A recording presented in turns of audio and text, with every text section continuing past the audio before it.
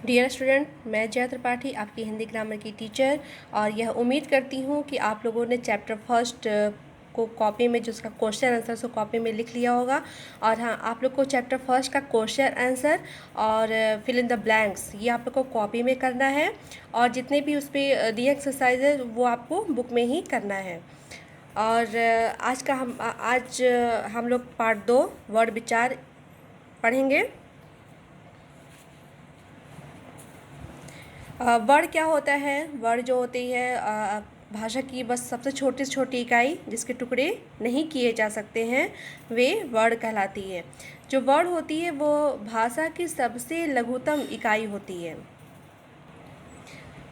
जिसके टुकड़े नहीं किए जा सकते हैं।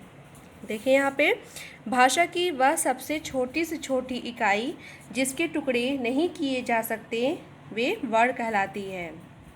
जैसे अ, आ, क, ख आदि।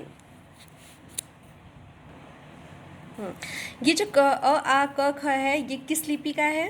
देवनागरी लिपि का चिन्ह है। अभी मैंने इसके पहले पढ़ाया था ना आप लोगों को लिपि के बारे में, तो ये देवनागरी लिपि का चिन्ह है। क्यों चिन्ह है? क्योंकि जो हिंदी भाषा है वो देवनागरी लिपि में ही लिखी गई है। अब हम देखते हैं यहाँ पे वर्ण के भेद। वर्ण के 3 भेद होते हैं। पहला स्वर, दूसरा व्यंजन, तीसरा अयोगवा। और आप लोग की बुक में केवल स्वर और व्यंजन दिया है, अयोगवा नहीं दिया है। लेकिन वर्ण 3 प्रकार के ही होते हैं, स्वर, व्यंजन और अयोगवा। स्वर कितने होते हैं? स्वर हमारा होता है 11, ठीक है। व्यंजन कितने होते हैं? व्यंजन 33। और अयोगवा होते हैं 2 अंग और अह, ये 2 होते हैं। अब देखते हैं स्वर। स्वर 3 प्रकार के होते हैं, ह्रस्व, दीर्घ और प्लुत। ह्रस्व, दीर्घ और प्लुत। व्यंजन होते हैं 3 प्रकार के, स्पर्श व्यंजन, अंतस्थ व्यंजन और ऊष्म व्यंजन। और अयोगवाह होते हैं 3 प्रकार के, अनुस्वार, अनुनासिक और विसर्ग। तो ये हमारा ये वर्ण के भेद थे।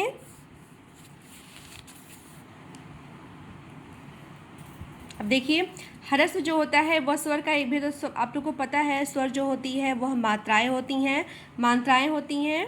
और जैसे ह्रस्व जो होता है वो एक मात्रिक स्वर है, और दीर्घ यानी द्विमात्रिक स्वर, और प्लुत यानी त्रिमात्रिक स्वर।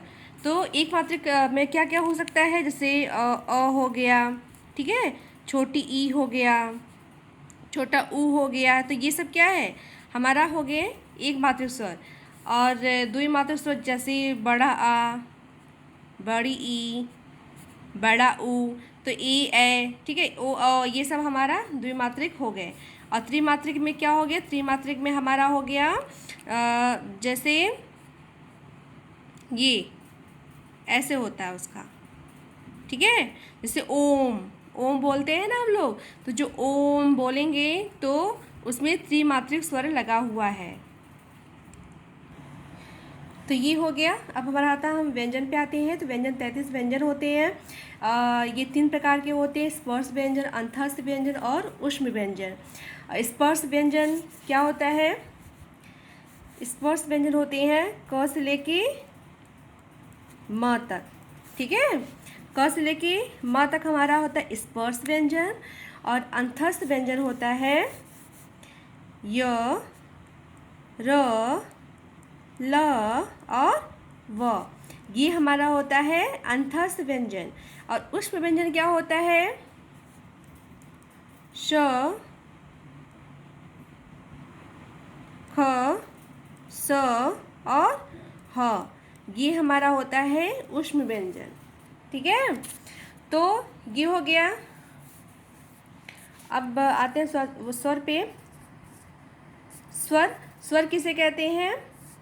वे वर्ण जिनके उच्चारण में किसी अन्य वर्ण की सहायता की आवश्यकता नहीं होती है, उसे हम स्वर कहते हैं।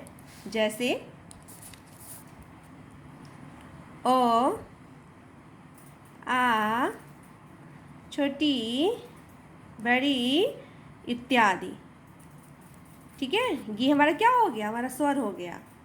क्यों? क्योंकि इनके उच्चारण में हमें किसी भी अन्य स्वर यानी व्यंजन की सहायता नहीं लेनी पड़ रही है, तो ये स्वर होते हैं।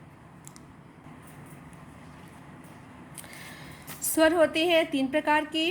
अभी मैंने पढ़ाया आप लोगों को ह्रस्व स्वर, दीर्घ स्वर और प्लुत स्वर। अब ह्रस्व स्वर क्या है आप इसे जान लीजिए। जिन स्वरों के उच्चारण में कम समय लगता है उसे ह्रस्व स्वर कहते हैं। यानी एक मात्रिक स्वर, मैंने आप लोग को यहाँ पे बताया था ना कि ह्रस्व स्वर क्या होता है, एक मात्रिक स्वर, दीर्घ स्वर द्विमात्रिक स्वर और प्लुत स्वर त्रिमात्रिक स्वर। तो ऐसे यहाँ पे हमारे तो ह्रस्व स्वर क्या होता है, एक मात्रिक होता है। जिन स्वरों के उच्चारण में हमें बहुत कम समय लगता है, जैसे अ, ठीक है, इ, उ, तो ये सब क्या है, कम समय। जैसे हो गया हमारा छोटा अ यानी अ से अनार, और छोटी ई, छोटा ऊ, ये सब क्या हो गया हमारा, ये सब हमारे ह्रस्व स्वर हो गए। ठीक है, तो ये हमारा ह्रस्व हो गया क्योंकि इनके उच्चारण में बहुत ही कम समय लगता है, जैसे अ, इ, उ। ठीक है, अब हम आते हैं दीर्घ स्वर पे। दीर्घ स्वर मैंने पढ़ाया था कि वह द्विमात्रिक होते हैं। जैसे वे स्वर जिनके उच्चारण में ह्रस्व स्वर से 2 गुना समय लगता है उसे हम बोलते हैं दीर्घ स्वर कहते हैं। ठीक है, जैसे आ, बड़ी ई, बड़ा ऊ इत्यादि। तो क्या हमारा हो गया, ये हमारा हो गया दीर्घ स्वर। क्यों दीर्घ स्वर हुआ, क्यों? क्योंकि इसके उच्चारण में हमें ह्रस्व स्वर से 2 गुना समय लग रहा है। जैसे यहाँ पे अगर हम ह्रस्व स्वर बोले अ और दीर्घ स्वर बोले आ। ठीक है, अब हम आते हैं प्लुत स्वर पे। प्लुत स्वर क्या होता है, वे स्वर जिनके उच्चारण में दीर्घ स्वर से भी अधिक यानी 3 मात्राओं का समय लगता है उसे बोलते हैं हम प्लुत स्वर।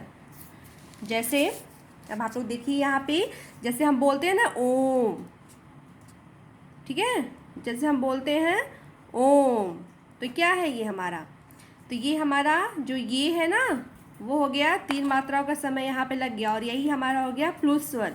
और देख लीजिए जैसे हम बोलते हैं राम, ठीक है, जैसे हम बोलते हैं राम, तो ये क्या हो गया हमारा, तो ये हो गया हमारा, ये हो गया हमारा प्लुत स्वर, क्योंकि यहाँ पे हम जो ये दीर्घ स्वर से भी अधिक समय हम यहाँ पे ले रहे हैं बोलने में राम। जैसे बोले हम श्याम, जैसे जब हम किसी भी वर्ड पर ज़्यादा जब हम लोग जोर देते हैं, ठीक है, वर्ड के बाद जब हम ज़्यादा जोर देते हैं तो वही हमारा होता है प्लुत स्वर। और ये जो प्लुत स्वर हमें जो सामान्य भाषा में नहीं मिलता है, ये इसका प्रयोग ज़्यादातर वैदिक भाषाओं में होता है। ठीक है, जैसे ओम, जब कोई मंत्र लोग पढ़ते हैं ना तो वहाँ पे जो वैदिक मंत्र होते हैं वहाँ पे हम प्लुत स्वर का वहाँ पे इस्तेमाल किया जाता है। तो ये हो गया हमारा स्वर। ठीक है, वर्ण हमने पढ़ा, वर्ण के प्रकार में आज हमारा टॉपिक था स्वर, ये भी हमारा पूरा हुआ और आप लोग को समझ में आ गया होगा।